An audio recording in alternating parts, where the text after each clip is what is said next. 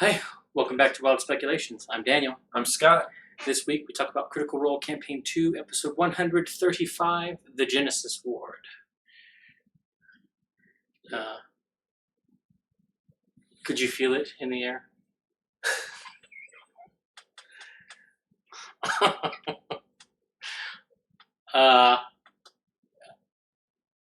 Right off the bat, basically, we get confirmed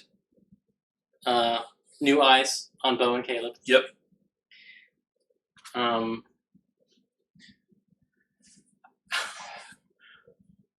So, do the hot eyes have any abilities yet?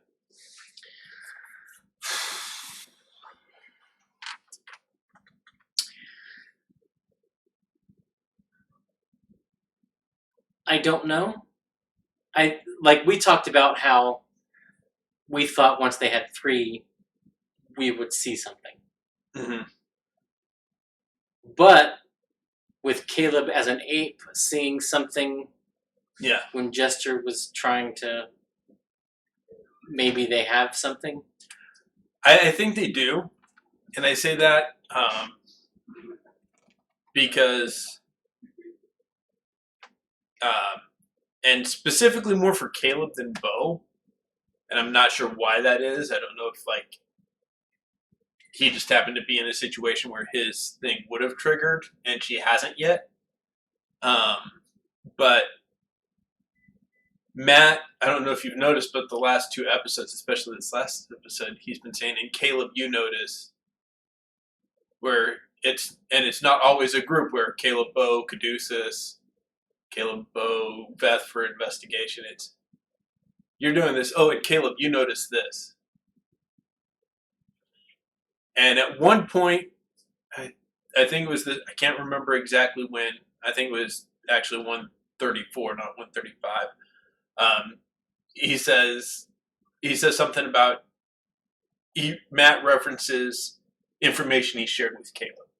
So I think he's told them off screen what their eyes are doing, and they just haven't shared it with the party yet. Well, then that would mean Caleb lied to Essek. Okay.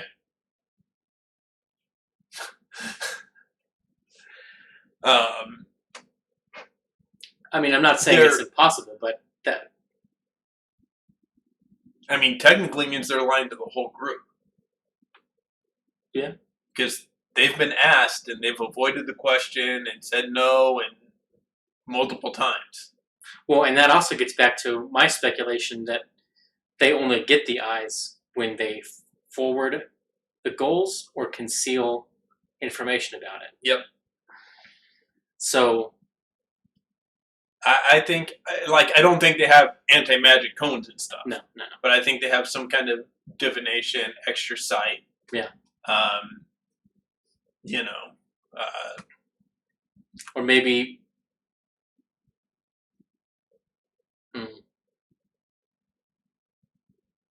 Maybe Bo's is more abjuration. Could be. Or we haven't seen her in a position to make use of it yet. Well, and the interesting thing is, the one she just got, on Molly, that's the eye that shoots the anti-magic ray. Yeah. Yeah. So, we'll see if that comes up. She can just stand toe-to-toe with Lucian. That would be an interesting twist for Matt to pull out, that Bo is also emitting an aura of anti-magic during the fight. It'd be kind of mean, but it would be interesting. Yeah.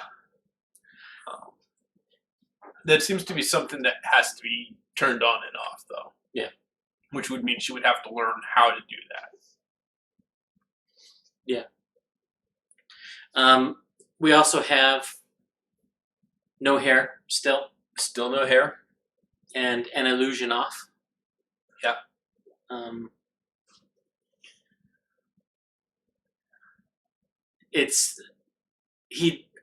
Travis displays the typical warlock cockiness with their spell slots. Say, I'll burn all of these. I just got to rest now. What are you going to do? Yeah. So essentially threatening to cast a 5th level spell to counter a cantrip. It'll succeed. Yes. He won't have to roll. It's true. And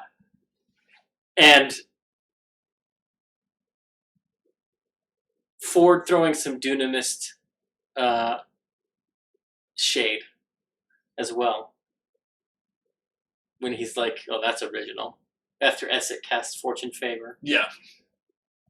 Yeah, and they remind he's the OG. He taught me how to do this. Yeah. Now, one of the things, and I guess Rose, lots of spell slots. Although better than they have in the past. Yeah, definitely. But that's only because the clerics were impotent for their big spells that do necrotic and radiant damage. Yeah. But yeah. One of the interesting things that I wanted to talk about was Matt's using of the Wild Surge. He called for the check after the spell's duration had completed. Yeah, I think that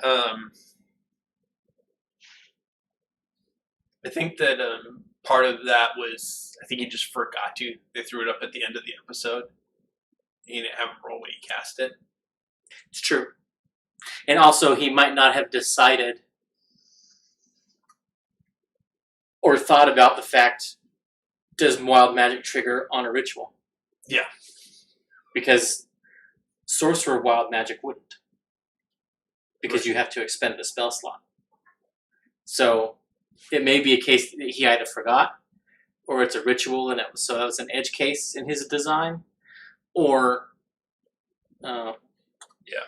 So yeah, and you're right, Rose. Their time management was definitely worse.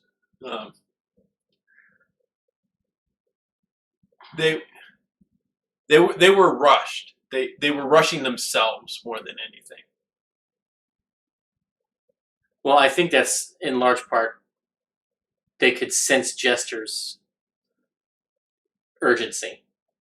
Yeah, but Bo and Ford are the ones that kept reminding them, hey, we got to go. We're chasing someone, remember?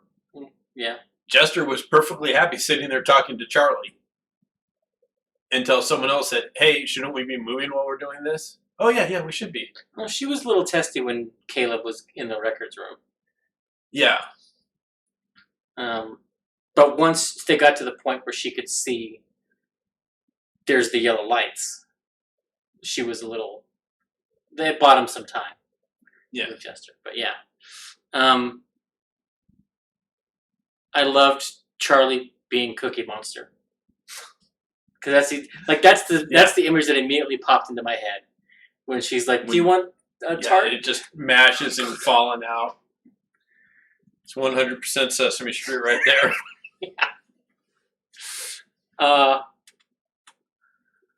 We also had another unusual team up this episode with Veth and Ford. Yeah. Going ahead on a scouting mission. Ford's never scouted before. In early episodes, they've gone off together a few times. Have they? Yeah, between 2nd and 6th level, they went off a few times together. Because Sam kept making the joke, Team Green. Oh, that's right. Yeah. Because at the time she was not. Yeah. And so it's more of a revisit of an old team up. I don't know, it definitely struck me as different. Oh, yeah. Well, I don't think they've gone off together since she's become Beth, at least, you know. But I had a moment where I was like, is Veth having a Zuko arc? Where she's going to go with each person now? Yeah, but she's not the one that's got to turn from evil. That's Caleb and Ford. True. But I think Sam is doing it to try to maximize any emotional impact of Veth dying. Yeah. And the tip off of that is when they talk to Devaxian later. Yeah. Where she's like, I know you'll remember me, and that's a comfort. But the funniest thing about Veth and Ford teaming up is that they were totally inadequate to the task. Well, I mean, in theory, they probably could have rolled high enough. I mean, to be fair, they both feel like they're more qualified for things than they are.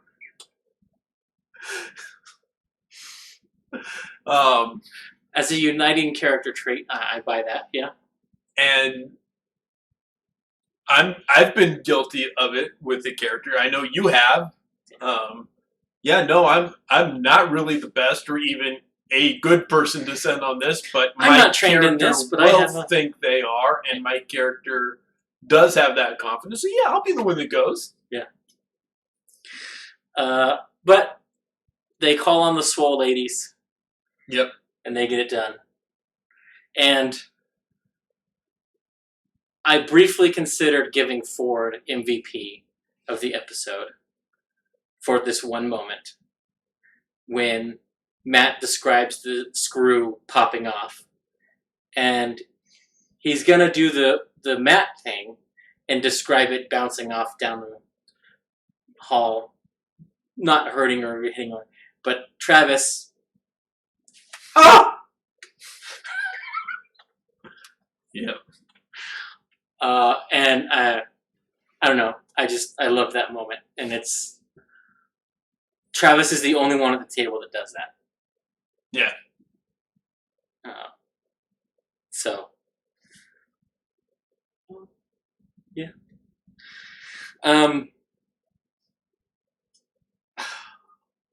As much as I enjoyed the Bo Yasha ship and the journey to its consummation and how lovely the date was,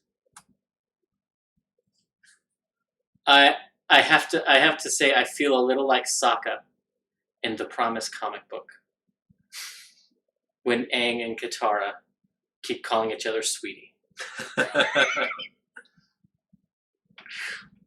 Hey babe, yeah. I'm just like, ugh. But like I say, I enjoyed it, but to a point. Yeah. I think it's the pet names that get me. Mm. It's not so much the PDA that they're doing; it's the pet names.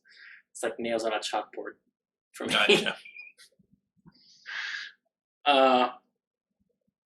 But I know there's people that love it, so what are you gonna do? Yeah.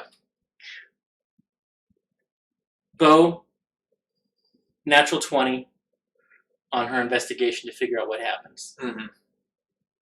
And Matt describes something entering. She follows the track, and then this blows up. Yep. And the context clues of the remnants of the explosion, of the fact that it's peeled back, and they see rocks suspended in the air. Mm-hmm. Ford throws a rock at one of them, and it just makes it start spinning a little faster.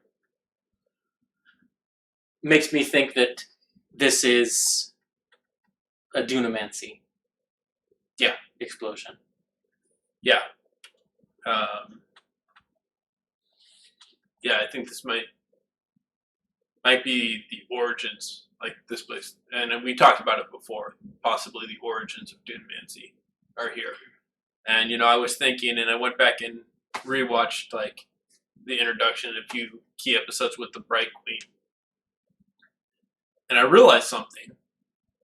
And hear me out on this. This is off topic, kind of off topic for the episode, but Okay. on topic for the campaign. According to her, she's 1,200 years old. Mm-hmm. Hasn't always been a drow. Mm-hmm. According to the official timeline, i.e. published in a book, the destruction of Aor was roughly 836 years ago. Mm-hmm. She was alive a little over 300 years before Aor crashed. Mm-hmm. What if she was Aorian originally, Mm-hmm. learned Dunamancy? They're against the gods, right?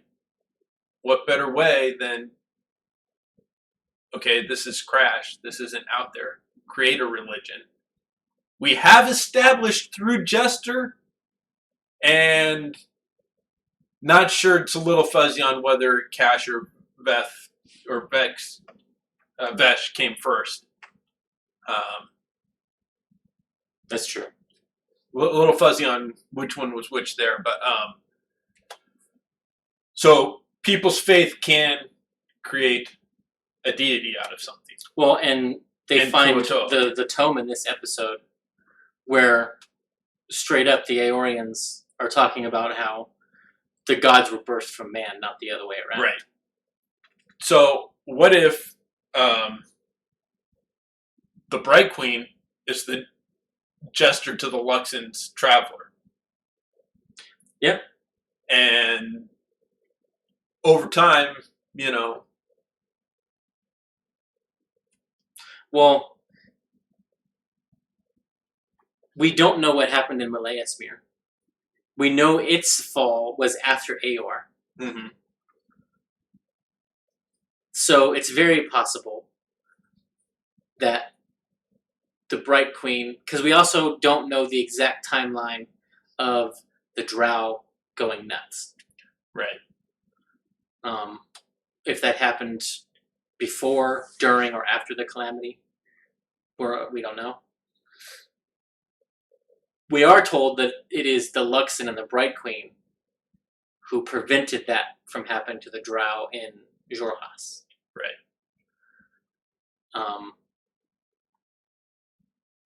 So, yeah, it's an interesting possibility.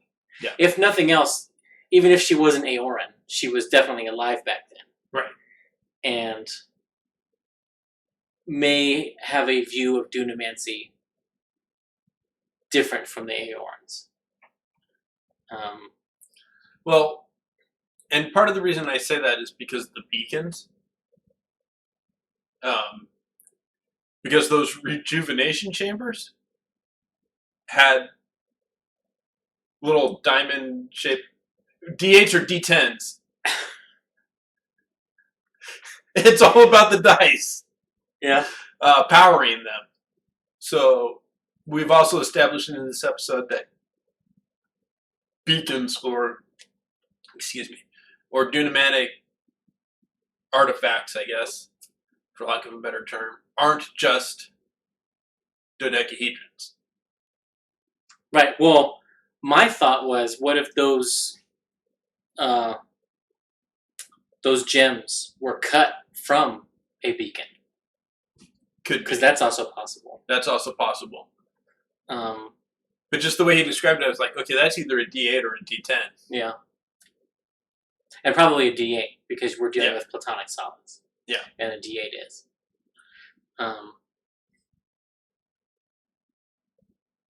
So, yeah,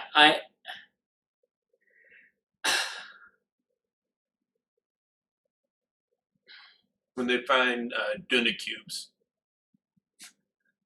we'll know. Yeah. Another interesting moment, scene construction-wise, mechanic construction-wise, was the climbing down into the crater. And getting up so Bo could even look down. I felt that Matt was unclear as to the depth of each floor. Yeah. Like the difference from this floor to this floor, what that range was. Later on, he sort of says it's about 30 feet. And I've been struggling to figure out the geometry of that. Because even if the ceilings are 15 feet high, that's 15 feet of presumably solid rock, which also doesn't make sense with the pipes coming out and pouring water in. Right. So I don't know if it just increases in height as you go down, which would be counterintuitive. Generally, the higher up in the structure, in an underground situation, the taller the ceiling can be. So, yeah, I kind of wish that they had sussed that out in the beginning. Gotcha. And also because the way, because it created confusion. When Jester and them jump off floor 3 or 6, and they're trying to get to 9. Yeah.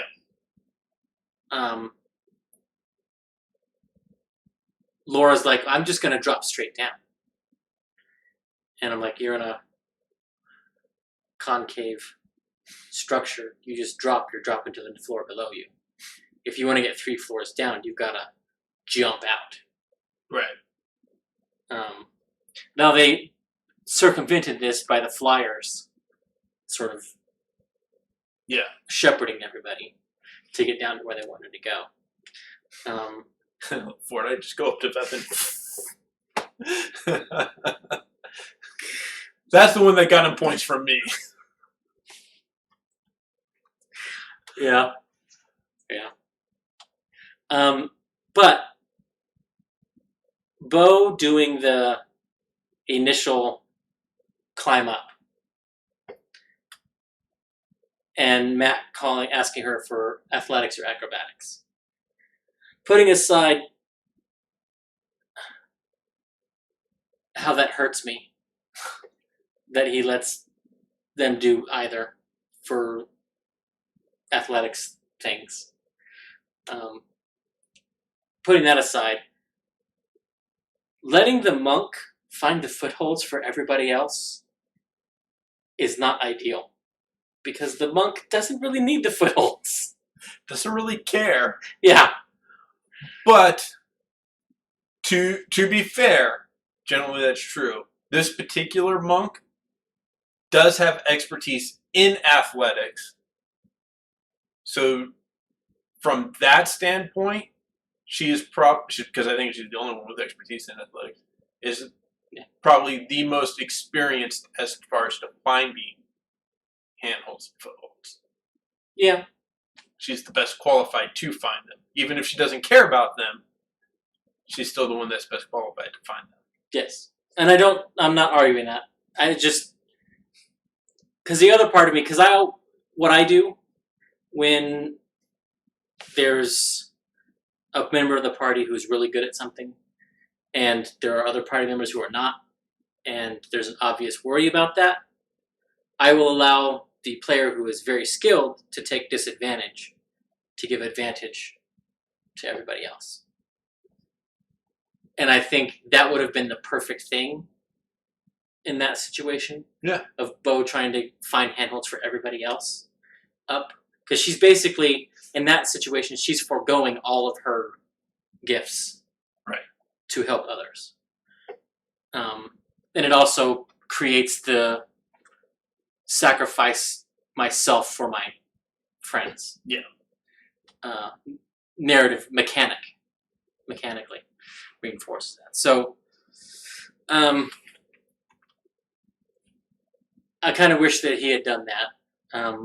Not that I think it ultimately matters, in the sense that they would have gotten up, because if they hadn't, they wouldn't have progressed. Right. So it's a question of defining your fail states. Right. Well, it's a question of how long does it take them, so how much time does Lucian get? Yeah. And maybe in Matt's head when he asked her to make that check, the fail state was not she's not going to get up. It's she fails to find the footholds for her party. Yeah. And see, for me, the fail state is just, okay, he gets an extra 30 minutes, an extra hour of time to how far he is in the ritual by the time you guys hit it. Fair. Because for me, because like you said, the story doesn't progress. She's got to get up. The party's got to get up for the story to progress. So at that point, the fail state isn't whether or not you get up. The fail state is how much time are you giving Lucian to get that head start and get what he wants done. Yeah. Which gets back to Rose's comment about time management. Yep. The other thing that was funny to me, well, I don't know, funny might not be the right word, but it probably is. Caleb playing the part of Apu. When presented with the Cave of Wonders treasure, can you not touch it and take only the lamp? And Caleb failed that test. Yeah, he did. I mean, you give a wizard who has spent 14 levels obsessed with the stuff needed to transcribe spells and drop him in a room of stuff needed to transcribe spells. Yeah. I mean, that is the lamp for him. Yeah, well, it's the gym for Apu. That's my question is, and Matt never discussed it. How big was that room? Because if memory serves, Caleb's Vault of Amber, that's a 10-foot circle. Yeah. And anything placed within that 10-foot circle is taken into the amber. With a specific, I think it's still got the 10 same by 10 by 10, probably. Well, I think there's a weight restriction, like the bag of holding. I want to say it's 500 pounds, like the bag of holding. Okay. But still, like, when they were describing that, in my brain, I was like, because Ashley's like, oh, I'm going to stay behind and protect them. And Matt basically says that Essek leaned against the wall. Like, his body language, he sort of goes like this. Mm-hmm. So Essek isn't going to help Caleb with this. Mm-mm. Why didn't Caleb enlist Yasha? To, like, if this room, say that it's a 30 by 30 room, which is a large records room. Yeah, and that's kind of what I was picturing. Subtracting out the walkways in a 10 by 10 by 10 area, they could fit half, 2/3 of everything in that room stacked as in a pallet, as Caleb put it. And it probably wouldn't have taken that long if Yasha had helped. Yeah. I don't think that's kind of what they were going for. I think it was a moment to express Caleb's greed in that section. Which, yes, I understand that greed would, but...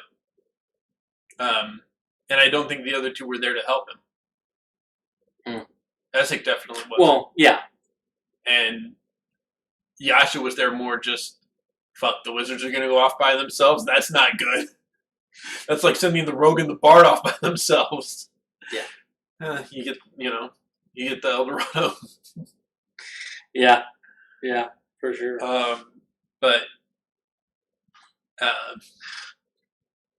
yeah, I don't think. I think if he had, even asked her to help, she'd have been like, "Come on, let's just go. Get what you need and let's go." Yeah. And I think that's the vibe that Caleb got, and that's why he's just like, "I grab as much as I can and put it in." Mm. The inventory obsessed person in me would have asked, how much paper and ink do I get? How much?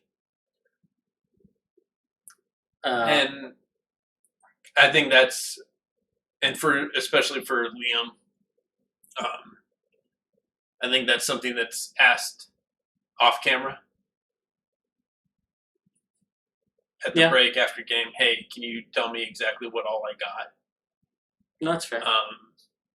Because the other side, whereas like if it was just their home game, he may have asked right then and there.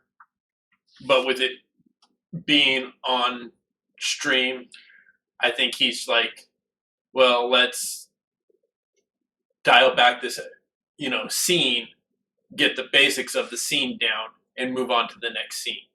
Yeah, well, and like, if I was in that situation and I asked the DM, how much of what did I get? If the DM told me, you don't know, you're piling shit in, I would have been like, fair. Okay. Yeah. I'm more I curious. will inventory it later. I'm more curious as to what books he got.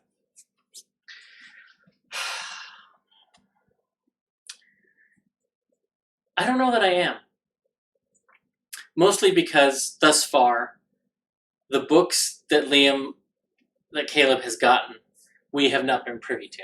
Yeah. So, in the sense that, yeah, I do want to know what he got, and that might be fun to speculate what is within the pages of those. Yeah, there really needs those to are things be we'll never have an answer for. A CR release, like the government releases like all these documents. We need at the end of the campaign, Critical Role to just release PDFs of all these books and stuff. The Friday 5 p.m. document dump. Yes. That's what I want. Give me a PDF dump of all this stuff, even if it's just this is the title, this is the base info. Doesn't have to be like actually write out all these books. No, of course not. But just he got, in this section he got these books. This is their title. This is the information.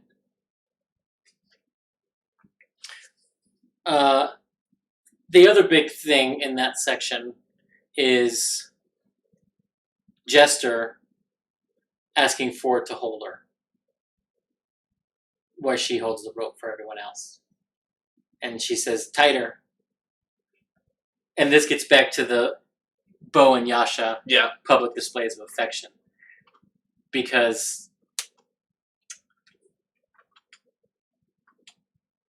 we haven't gotten that many between Jester and Ford.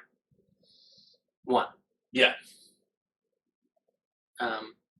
No. Yeah. I think two, maybe.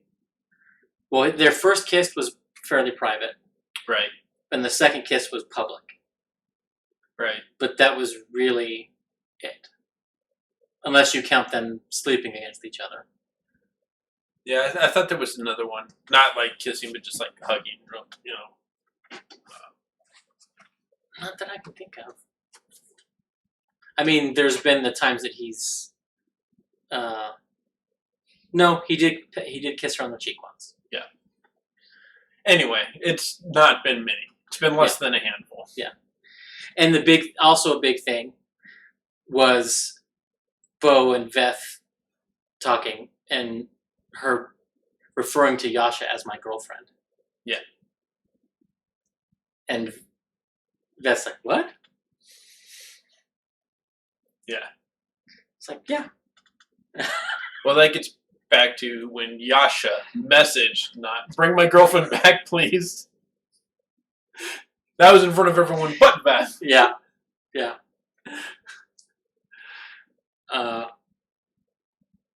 So it will be... I'm waiting for Jester and Ford to have a conversation. Because she's seeing Bo and Yasha acknowledge, identify, Right. and publicly express their relationship. So how do you think that conversation is going to come about? Because I'm not sure it comes about. There's only one very specific way I see it coming about. And I'll give you a hint. Jester's not going to initiate this conversation. Yeah, she will. No, she won't. Yeah, she will. And here's how it happens. Okay.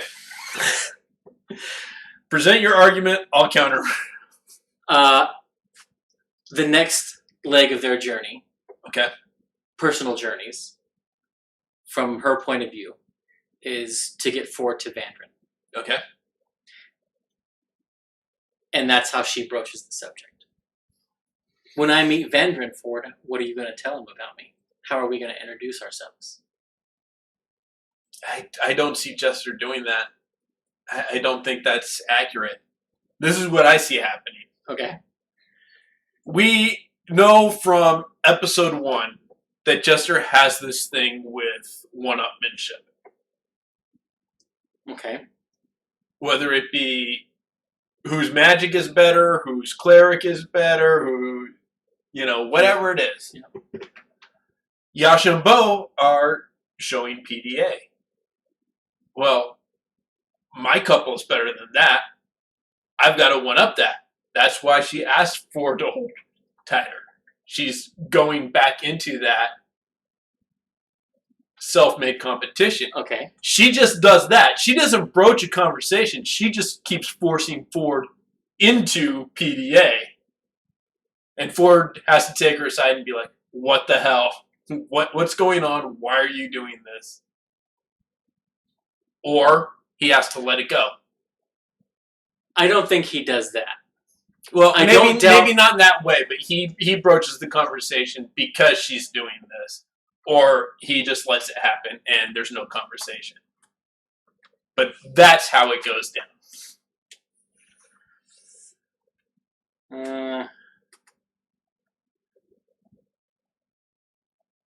I see potential for both. But if there's a conversation, I think Jester's the one that starts it. Because Ford doesn't start conversations. He holds swords to your neck. He started the one where he first admitted his feelings. And he came to her room and knocked on her door. And, hey, with their... Okay, if she almost dies again facing Lucian and Kree, he might initiate the conversation. Because that's what it took last time. Yeah, but Jester's never initiated a conversation. She's just like, let's just do this. Okay. That's true.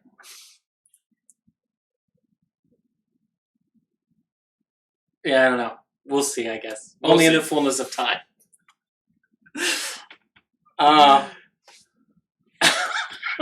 Within 3 episodes, one of us will be like, I told you so. Very likely, yeah. Another interesting mechanic choice that Matt made this episode was the failure on the athletics checks, compromising the rope. And when Caleb failed his, it broke. Yep. And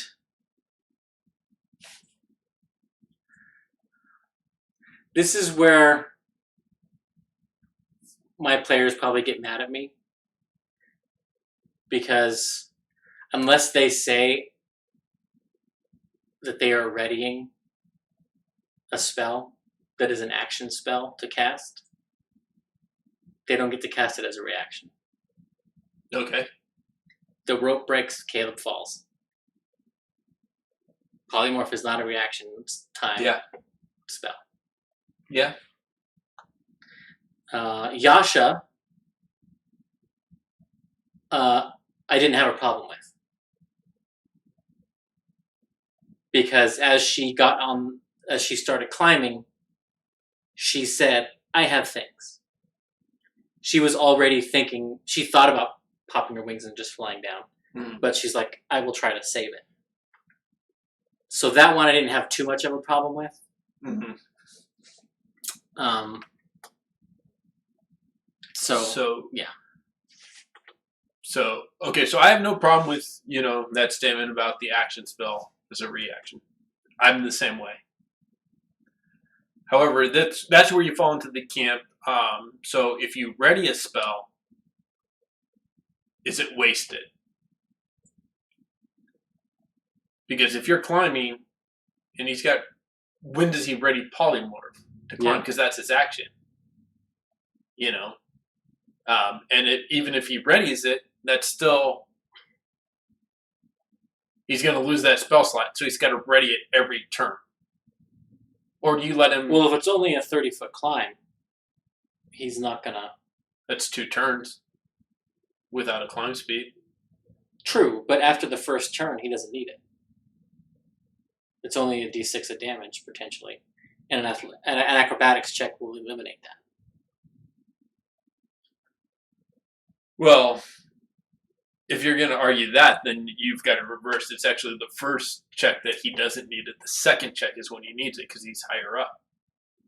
Well, I'm assuming 1 check for the whole trip. Like, in a timing sense, it takes 2 rounds. But the activity only you check once. That's how I would do it. Okay. Because the more times you have people roll, the higher the chance they're going to fail. Right. And in a climbing situation, the sooner you identify the point of failure, the sooner you can move on, as it were. And see, yeah. So that's, again, it's not a huge deal. And I say, that's why I prefaced it with saying, this is why my players don't like me. Because Caleb would have hit the ground at my table and taken that 1, 2, or 3d6 damage. Yeah, and I wouldn't have had an issue with that if I had been the Caleb player. Yeah. Because in my brain, I don't even think of polymorph because that's an action, not a. I probably think of it and then be like, oh wait, that's an action. Yeah. What else do I have? Yeah. I love the. Well, I can cast Featherfall in half. You can cast Featherfall in half. I didn't prepare that. Yeah. Oh no. So yeah. Which arguably was foreshadowing for that moment. But yeah, the destroying the rope was interesting. Yeah. Yeah, Rose, exactly. It removes, and this gets back to what I was saying last week about it's consequential, but not consequence. Right. Like, what they do in the story has meaning, but Matt sort of takes the teeth out of some of those moments. Yeah. And if you're going to be doing dungeon dives, survival games, you have to keep up that stuff, especially because there's so much magic that can mitigate that. And see, for me, I would allow them to have a spell on hand. Like at the beginning of the climb, no matter how long the climb was, he says, I'm going to have, polymorph just in case. I'd let that 1 spell slot count for the whole way up. Yeah. Yeah, I don't think in that situation you charge them all those spell slots. Yeah, I think the readying, because it's readies the casting. Right. You spend the spell, but until a trigger happens, it's not expended. Right. And see, for me, it's an out of combat versus in combat thing. Yeah. Yeah, you can ready a spell for that whole climb. Now, if this was in the middle of combat, it'd be once a round kind of thing. Okay.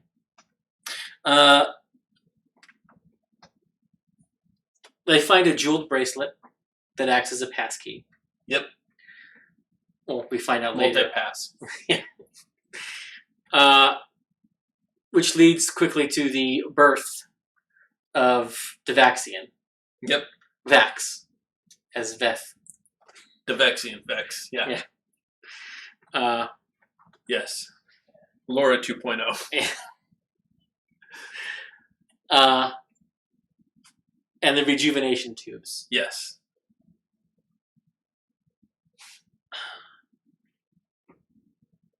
Now, one of the things I want to talk about, since we were talking about, we touched on this earlier, about the different shapes of these dunamancy crystals. If it was carved off of the dodecahedron or if it was condensed in some other way. Right.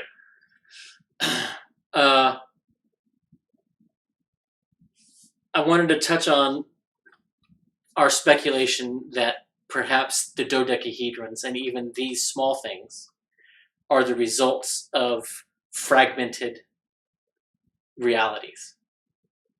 Yeah. From successful dunamancy experiments. And that this creator hammer, or the thing that the gods could not allow Aor to complete, was this time machine, or was a time machine of some kind. Okay. And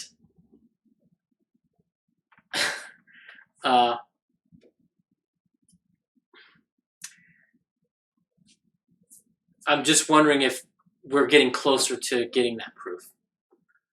Yeah, possibly. Because again, having that be the result of time travel, is a perfect way to allow for the branching. To get around any temporal paradox conversations to have. Yeah. Whatever happens from an outside observer, X happens. From your point of view, things go on. Yeah. Things don't change for you. But perhaps these beacons coalesce out of that. Yeah. So how do you think those tubes work? The rejuvenation tubes? I think it gives you a long rest. I think it's got to do more than that because a long rest didn't grow Ford's hair back. So I'm thinking it's either a long rest plus lesser restoration or a long rest plus greater restoration. Unless it takes more than one long rest for the hair to come back. That's true. But, I like the idea that if he hadn't gotten in the tube, he would have been bald permanently. That's my headcanon. That's what I would have done. That's a good point.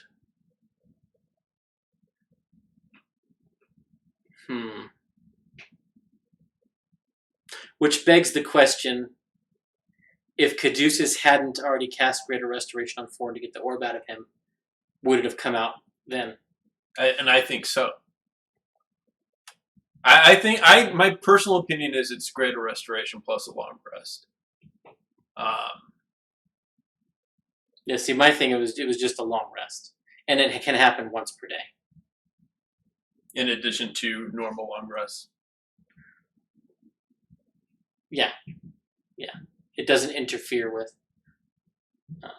because it's using the temporal energy within the crystal to do it. But even that is potentially game-breaking, as Tafaniher mentioned. But yeah. We also have a laughing hand connection. Yep. In these creatures. I really wanted that Wand of Smiles to bolt wall. That would have been so great if it did something. Best use of a common magic item ever. Yeah, so good. But it makes me wonder if, because they destroyed the heart, did Matt nerf those creatures? Or do you think it was such a small part of their creation it doesn't matter? I don't think it mattered. Okay. Fair.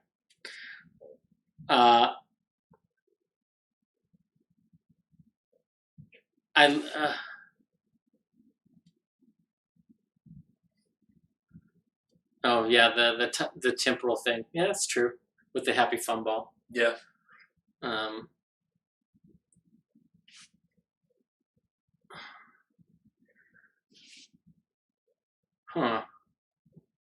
That's a good point, Tuffinator. I may have to... I was working on some critical damage stuff. And to get rid of one of the effects I put in, you have to have 6 long rests. I'll have to not have the happy fun ball in a campaign that I use that. We'll just go in and out and rest. Yeah. Anyway, I think Matt got a little panicked at the end of the episode. Yeah. When they decided not to explore the next floor down. I think he had either an item or an important piece of the puzzle that they had there. And they decided, no, we're just going to go to the bottom. Yeah. Which I think was the smart move. It's what I would have done. They had enough evidence, or they had enough information to surmise that that floor was Lucien's goal. But to just bypass that other floor without looking at it, without seeing if Lucien and them, if there's evidence of their passage there, I don't know, just especially the way Matt reacted. If I was a player on that table, I probably would have went. It was almost like when they say, no, we're going all the way to the bottom, he's like, okay. That to me is almost like, you sure you want to do that? And when the DM asks that, you have to go, Fair. That doesn't mean they needed to go to the level that they skipped. Yeah. I mean, thus far, Matt has rewarded them with their exploration efforts. Yeah. It hasn't been just a resource draining slog. They have tended to get something out of it. Yes. And that's why I say they probably should have checked that other floor. Especially because I think Matt was trying to tell a story of the explosion, right, of the experiments that were going on here, and the rejuvenation tubes and the dunamancy there was sort of maybe Act 2 of that story. Yeah, no, I get that. Coming from a DM's perspective, you're right. They needed to go to that floor. There's exposition. There's information about the end game, or at least the end game of this arc. Yes, it would have been good for them to go there. From a player standpoint, we're trying to catch up to this dude. We're trying to get this dude. We're trying to stop this dude. We need to get down there. Now, here's what I really, really, really want to happen, and I'm probably going to be the asshole for saying this, but we know me by now. I'm okay with that. I really want them to land there on B9 and have Lucien have left into a charge for them. Because we know they have them. Yes. Or potentially have them. Yeah. That was what went through my mind. I was like, yes, that's the right call. Oh, wait, there's an Intuit charge there. You're all going to fucking blow up, too. I hadn't considered the possibility of an Intuit charge waiting for them at the bottom.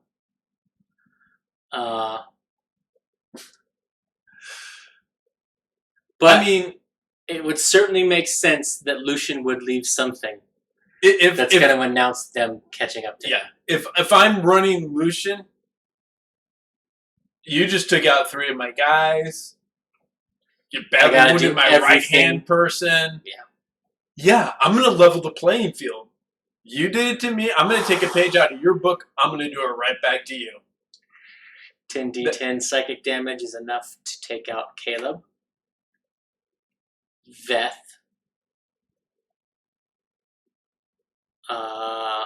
Probably Essek. Definitely seriously damaged Caduceus. Yep, and well, both clerics. Ford and Yasha have the most hit points. Mm-hmm. And it will really hurt Bo. Yeah. But even if it didn't kill them, even if it did average damage, you're still looking at 50 damage. Which is more than half of Caleb's hit points. Yeah. Yes, Toughenator, it's a wisdom save, I think. Wisdom or intelligence save. Yeah.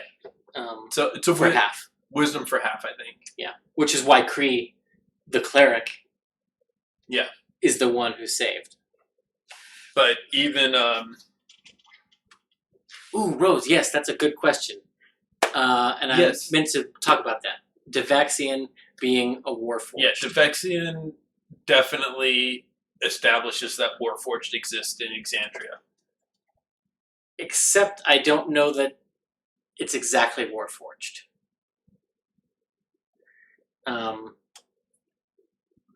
But it is akin to that. My guess is there may be a supplement that comes out about Aormatons.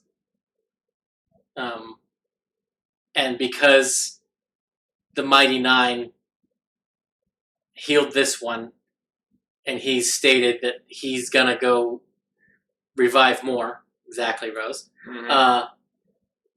That for campaign 3, it will be in that. Yeah. If not an online supplement. But I don't think it's going to be Warforged. I did not get... Okay. The Aormatons will likely be closer to my design for Warforged than the design that was released with Eberron. Because I want to say that it's only going to be a cosmetic difference and that mechanically that's going to be a Warforged, but given that we've got Dragonborn and Ribbonite Dragonborn, we've got Pallid Elves, Lotus Den Halflings, you could be right. Yeah.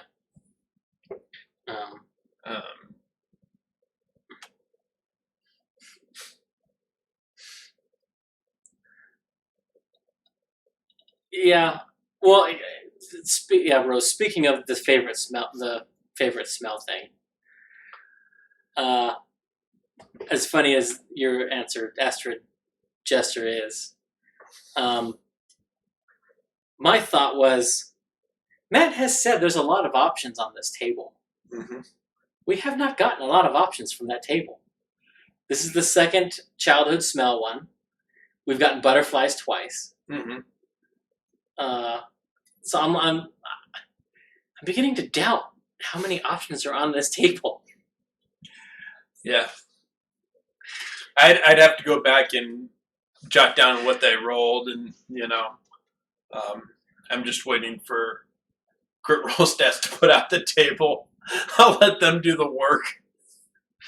Yeah.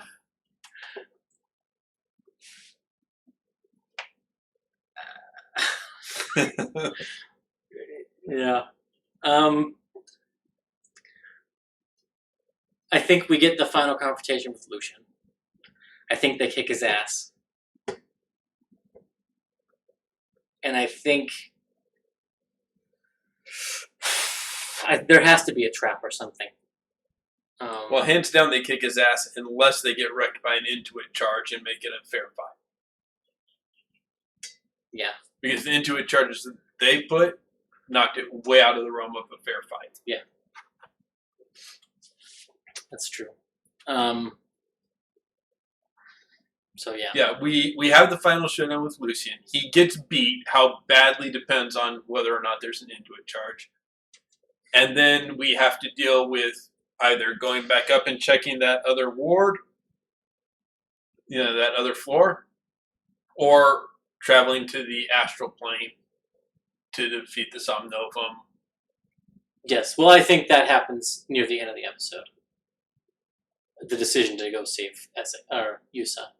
But yeah, Toffinator, I'm afraid you may be right, but I have hope that they will finish it up.